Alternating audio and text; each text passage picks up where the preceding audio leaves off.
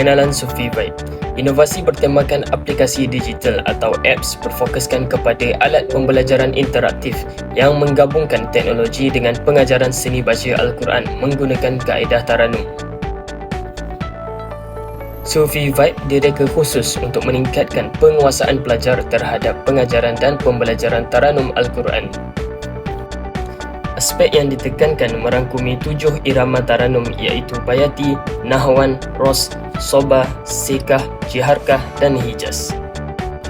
Isu penyertaan masalah. Pelajar keliru dengan ciri-ciri bagi setiap jenis Taranum. Pelajar sukar membezakan antara ketujuh-tujuh jenis irama Taranum yang dipelajari. Seterusnya, pelajar sangat lemah dan kurang mahir dalam mengalunkan bacaan Al-Quran mengikut 7 jenis Taranum. Objektif inovasi.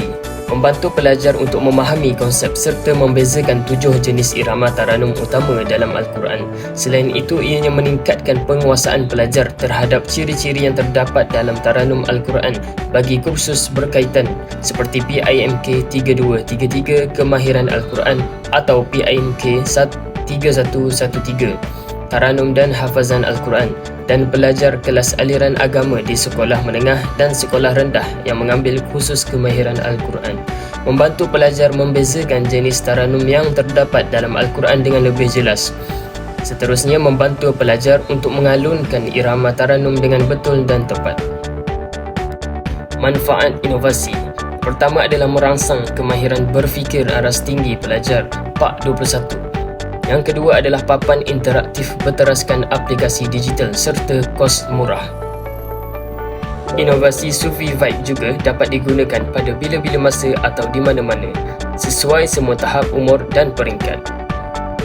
Keaslian inovasi terbahagi kepada 3 peringkat iaitu peringkat pertama, lakaran asal Sufi Vibe, dan peringkat kedua adalah inovasi Sufi Vibe, dan peringkat yang ketiga adalah penerapan unsur digital AI.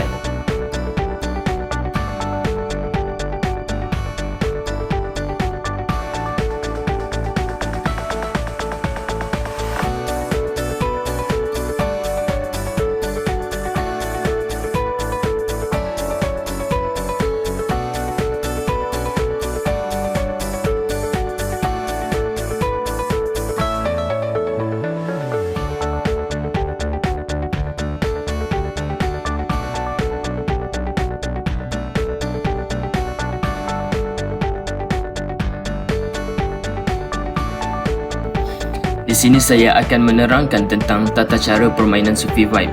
Jadi permainan Sufi Vibe ini terbahagi kepada 2 pusingan iaitu pusingan pertama dan pusingan kedua.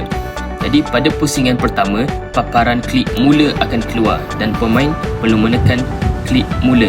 Kemudian roda akan berputar secara rawak.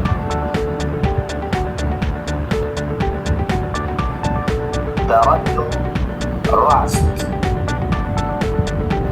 Setelah soalan keluar, penyataan mengenai soalan tersebut akan diberikan serta pemain akan diberi 2 irama yang berbeza. Taranum Sobah.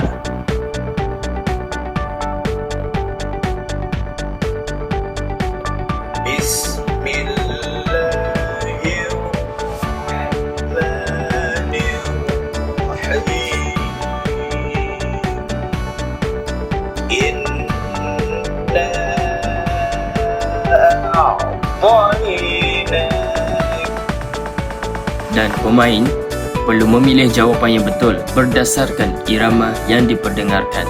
Sekiranya jawapan pemain betul, maka pemain akan mendapatkan 10 token, dan sekiranya salah, pemain tidak akan mendapatkan 10 token.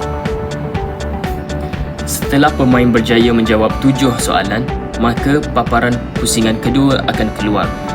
Kemudian, pemain akan menjawab ketujuh-tujuh soalan pada pusingan kedua sama seperti pusingan pertama sehinggalah paparan tamat keluar. Taranum Bayati. Paparan markah atau mata akan muncul dan para pemain perlu mengisi nama pada paparan nama yang diberikan.